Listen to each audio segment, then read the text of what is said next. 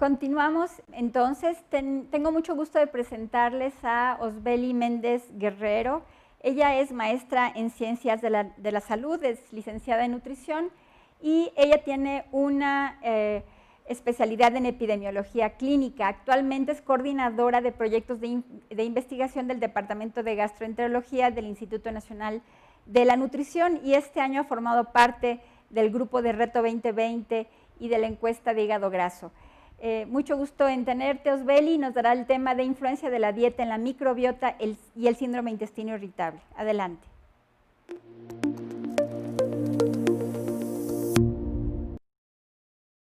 Buenos días. Primero que nada agradezco a la Asociación Mexicana de Gastroenterología, a su presidente, la doctora María Eugenia Icaza, y al comité organizador por la invitación a dar la siguiente ponencia, en la cual se van a ver los estudios más relevantes sobre dieta y microbiota intestinal, enfermedad inflamatoria intestinal y síndrome intestino irritable, los cuales fueron presentados en la Semana de Enfermedades Digestivas de este año. Para comenzar, pues es importante mencionar pues, que ya existen estudios previos epidemiológicos que sugieren que la dieta es un factor importante que contribuye al riesgo de enfermedad de Crohn. Este estudio es el estudio YEM, es un estudio canadiense en el cual evaluaron pacientes, familiares de primer grado de pacientes con enfermedad de Crohn, y lo que realizaron en este estudio fue evaluar al ingreso lo que es la ingesta alimentaria, igual mediante un cuestionario de frecuencia de consumo, igual evaluaron lo que es la secuenciación de ADN bacteriano y la medición de calprotectina fecal mediante ELISA, con el objetivo de identificar patrones dietéticos asociados con composiciones microbianas intestinales específicas y bajos niveles de inflamación intestinal. De igual forma, las dietas que ellos clasificaron lo hicieron de acuerdo a patrones predominantes basados en la distribución de Dirichlet, la cual arrojó los siguientes 4 patrones que muestro a continuación. Estos patrones igual realizaron lo que son asociaciones de regresión con especies bacterianas y encontraron que el patrón dietético 2 se asoció con un aumento del género Veillonella y disminución del género Klebsiella, siendo estadísticamente significativo. Igual, el patrón 3, el cual se caracterizó por un alto contenido de verduras, proteína vegetal, cereales integrales y mariscos, se caracterizó por un aumento del género Peptococcaceae y disminución de Enterobacteriaceae, así como disminución de los niveles de calprotectina fecal, estadísticamente significativo. Por otro lado, lo que es el patrón 4, se asoció con una disminución del género Dorea, lo cual es un género que ya se encuentra reportado como disminuido en pacientes con enfermedad de Crohn. De igual forma, hicieron asociaciones con lo que son alimentos específicos, no encontrando ninguna asociación, lo cual nos habla de que más que un alimento, es patrones dietéticos los que influyen en las alteraciones de la microbiota intestinal. Por otro lado, igual cada vez es más claro de que la dieta influye en lo que es la salud mental a través de mecanismos del eje intestino-cerebro. Ley y colaboradores lo que realizaron fue investigar la correlación entre comunidad microbiana intestinal y trastornos psicológicos como lo es la ansiedad y depresión en pacientes con enfermedad inflamatoria intestinal. Ellos evaluaron a 199 pacientes, de los cuales 119 era con enfermedad de Crohn y 80 con CUSI, y aplicaron lo que es la escala de ansiedad y depresión hospitalaria y el cuestionario de salud en los pacientes. Y lo que ellos hicieron fue clasificar una enfermedad grave, o sea, pacientes que ya tenían diagnóstico de ansiedad o depresión, cuando presentaban un puntaje en la primera escala mayor a 10 puntos, mayor o igual a 10 puntos, y en la escala de cuestionario de salud mayor o igual a 11 puntos. Lo que ellos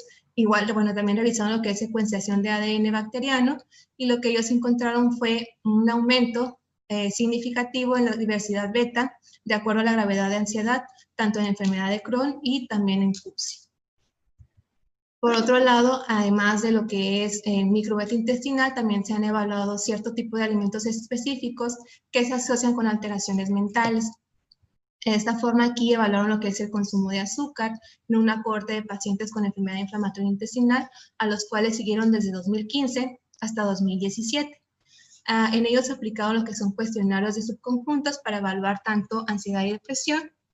Y de igual forma también aplicaron una encuesta nutricional basada en frecuencia de alimentos. Dividieron a los pacientes de acuerdo al consumo de azúcar en un punto de corte de 100 gramos, siendo mayor a 100 gramos los que tenían un alto consumo de este azúcar, y encontraron diferencias significativas en lo que es el estado de ánimo, también como en el compromiso social, nivel de actividad, en lo que es los pacientes que tenían mayor consumo de azúcar, siendo esta asociación significativa. Por otro lado, también existen patrones dietéticos asociados con mayor incremento de lo que es el sulfuro de hidrógeno, lo cual lo que hace este sulfuro de hidrógeno es dañar la integridad de la barrera intestinal, causando mayor inflamación. Y esto está asociado con un patrón dietético aumentado en lo que es alto en lo que es carnes rojas, bajo en verduras y legumbres mixtas. Para evaluar esta asociación, lo que hicieron fue seguir 3 cohortes de profesionales de la salud durante 28 años, desde 1984 hasta 2012, y de estos pacientes evaluaron a 219,000 pacientes y encontraron que, encontraron casos incidentes tanto de enfermedad en Crohn y CUSI, evaluando cada 2 años estilo de vida, medicamentos y diagnóstico médico, y cada 4 años evaluaron la ingesta alimentaria mediante una frecuencia de alimentos. Con el objetivo de evaluar cuál era la relación de la adherencia a largo plazo de una dieta vinculada con el enriquecimiento de las comunidades bacterianas que metabolizan el azufre y el desarrollo de enfermedad inflamatoria intestinal. Lo que ellos encontraron es que aquellos pacientes que tenían mayor consumo de esta dieta, alta en carnes rojas, carnes procesadas, era que el cuartil 4 tenía,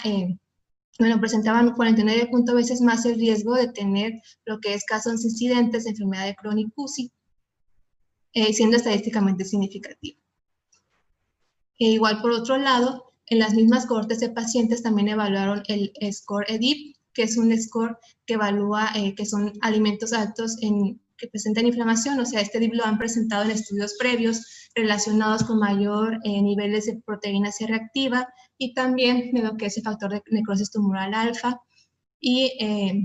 adiponectina, lo cual este EDIP score es evaluar 18 tipos de alimentos, que son los que pongo a continuación, y los evaluaron en esta misma cohorte de pacientes, encontrando que aquellos que tenían mayor consumo de la dieta EDIP, o sea, inflamatoria, tenían 45 veces más el riesgo de presentar enfermedad de Crohn, no así con la enfermedad de CUSI. Por otro lado, las mismas cohortes de pacientes, aquí solamente dejando las cohortes de enfermeras, evaluaron lo que es el consumo de gluten en estas pacientes y la incidencia tanto de enfermedad de Crohn y de CUSI. Aquí encontraron que los pacientes, independientemente del consumo de gluten que tuvieran, sea bajo, sea alto, pues no presentaban ninguna incidencia de tener más estas enfermedades, lo cual pues estos hallazgos son particularmente tranquilizantes en un momento en el que el consumo de gluten se percibe como un desencadenante en enfermedades gastrointestinales, rompiendo pues este mito en mayor forma. Por otro lado, además del gluten, pues también se han caracterizado diferentes dietas restrictivas, tanto en alimentos y en energía, ¿ok? Hay un trastorno conocido como trastorno ARFID, por sus siglas en inglés, el cual es el trastorno de consumo alimentario restrictivo, que se ha reportado con una prevalencia del 13 al 21% en pacientes con enfermedades gastrointestinales. Sin embargo, en pacientes con enfermedad inflamatoria intestinal aún no se ha reportado, por lo cual el objetivo de este estudio fue evaluar la relación entre el riesgo de trastorno de consumo alimentario restrictivo y desnutrición en pacientes ambulatorios con enfermedad inflamatoria intestinal. Para esto evaluaron a 102 participantes y evaluaron lo que es la escala ARFID mediante el puntaje NIAS, y la desnutrición la evaluaron mediante la valoración global subjetiva en versión corta. Lo que ellos encontraron es una prevalencia de 28% de este trastorno en esta población. De acuerdo al puntaje NIAS, el 28.4% reportaba miedo a comer y también el 22.5% mencionaba que se encontraba quisquilloso para comer o poco apetito cuando presentaban algunos de los siguientes síntomas, que era dolor, diarrea y fatiga. Y de igual forma hicieron correlación entre el puntaje de la evaluación global subjetiva y el puntaje NIAS, encontraron una correlación moderada mediante una correlación de Spearman, siendo estadísticamente significativa. La limitación de este estudio es más que nada el método que utilizaron para evaluar desnutrición, porque pues son estudios prometedores y que igual nos hablan de la importancia de reconocer y tratar los patrones alimentarios inadecuados de manera temprana para evitar desnutrición en esta población. De igual forma, también en lo que es el síndrome de intestino irritable, se han evaluado el efecto de las dietas de exclusión. En el siguiente estudio, lo que, operacionalizaron como dieta de exclusión, tener o no tener la dieta de exclusión, y la definieron como aquellas que limitaban el consumo de uno o varios grupos de alimentos, independientemente del grupo de alimento que sea, ya sea disminuido en lácteos o en productos sin gluten, o aquellos pacientes que eran veganos o vegetarianos, incluso la dieta paleo. Aquí evaluaron a 346 pacientes con síndrome de intestino irritable, y de igual forma también secuenciaron lo que es el ADN bacteriano, encontrando que aquellos pacientes que presentaban alguna dieta de exclusión, es decir, como mencioné anteriormente, la operacionalizaron como tener o no tener, esos pacientes tenían más probabilidades de tener lo que es síndrome de intestino irritable, siendo estadísticamente significativo, igual síntomas más graves y diversidad alfa significativamente menor también en estos pacientes con alguna dieta de exclusión. Sin embargo, no dilucionaron lo que es exactamente el grupo de alimento que causaban estas modificaciones, siendo una área de oportunidad también para investigar más a fondo. Por otro lado, también se han realizado lo que son ensayos clínicos aleatorizados en los pacientes con síndrome de intestino irritable. En este estudio lo que hicieron fue evaluar lo que son una mezcla de oligosacáridos de la leche humana. Realizaron un ensayo clínico en 95 pacientes con síndrome de intestino irritable de predominio mixto, y lo que ellos realizaron fue evaluar al grupo de los pacientes que les tocó recibir esta intervención, 5 gramos de los oligosacáridos de la leche humana en una proporción de 4:1 diariamente por vía oral durante 12 semanas. Lo que ellos reportan es que lo que son los oligosacáridos aumentan lo que es la abundancia de bifidobacterias y también disminuyen lo que es el dolor visceral. Esta intervención la llevaron mediante 4 semanas y mediante 12 semanas, y cada 4 semanas se evaluaron lo que son hábitos intestinales, síntomas del síndrome de intestino irritable y también la calidad de vida de estos pacientes, encontrando diferencias significativas, principalmente en lo que es la escala de Bristol. Al inicio del estudio, de forma basal, solamente 2%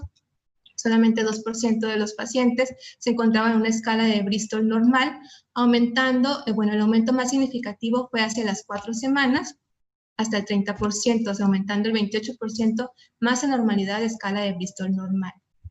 Y ya respecto a las semanas siguientes, de 8 semanas a 12 semanas, de igual forma se vio un aumento, pero no fue tan significativo como a las 4 semanas. De igual forma, también lo que son la severidad de los síntomas y la calidad de vida, también se encontraron diferencias significativas mayormente en 4 semanas de haber consumido esta intervención.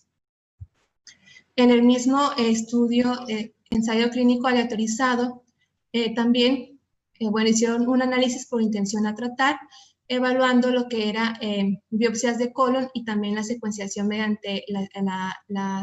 el 16S, el ARNRS 16S, y aquí de forma particular encontraron un aumento tanto en heces fecales y en biopsias del género Bifidobacteria, siendo estadísticamente significativo. De forma de conclusión, pues es muy claro el papel que desempeña la microbiota intestinal en la patogénesis de las enfermedades inflamatorias y el síndrome de intestino irritable. Estos hallazgos pues resaltan la importancia de reconocer y tratar los patrones de alimentación como tratamiento primario. Aún es clara que es necesario los estudios con mayor jerarquía, sin embargo, pues ya es un gran avance tener estudios prospectivos que dilucidan estas significancias. Y pues es necesario realizar mayores estudios que puedan informar de manera sólida la eficacia de la intervención dietética para reducir la inflamación o inducir la recaída en esta población. Más que nada, que sean parámetros más objetivos en conjunto con alguna revisión endoscópica. Por mi parte es todo. Muchísimas gracias